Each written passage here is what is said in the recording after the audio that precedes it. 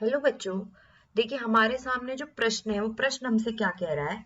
Cos कोष्टक में 2 cos inverse 0.8 का मान है।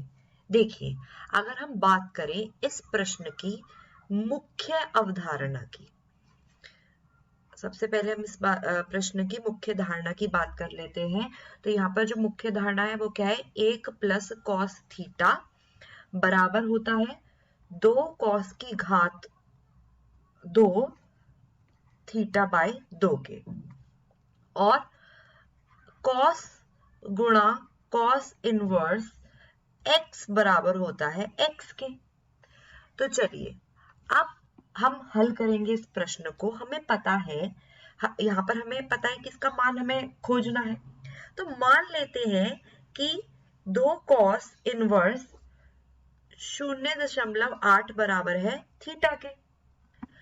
तो कॉस इनवर्स 0.8 किसके बराबर हो गया, थीटा बटाए 2 के। तो कॉस थीटा बटाए 2 किसके बराबर है, 0.8 के। और हम जानते हैं कि 1 प्लस कॉस थीटा बराबर होता है 2 कॉस की घात 2 थीटा बटे 2 के। तो यहां पर 1 प्लस कॉस थीटा बराबर हो गया 2 की गुणा करेंगे 0.8 की घात 2, जो कि बराबर होगा 1.28 के। तो कॉस थीटा किसके बराबर हो गया, 0.28 के। इसका मतलब थीटा बराबर कॉस इनवर्स 1 कोष्टक में 0.28। इसीलिए जो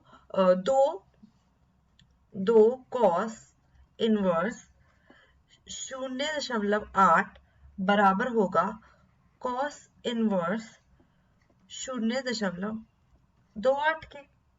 तो यहां पर कॉस कोष्टक में 2 कॉस इनवर्स 0.8 बराबर है कॉस गुणा कॉस इनवर्स 0.28 के। ये हमने यहाँ पर धारणा में भी देखा।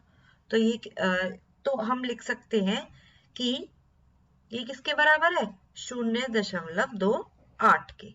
इसका मतलब हमारा जो सही उत्तर हुआ, जो मान निकल करके आया, वो क्या है, हमारा ए वाला जो विकल्प है वो सही है।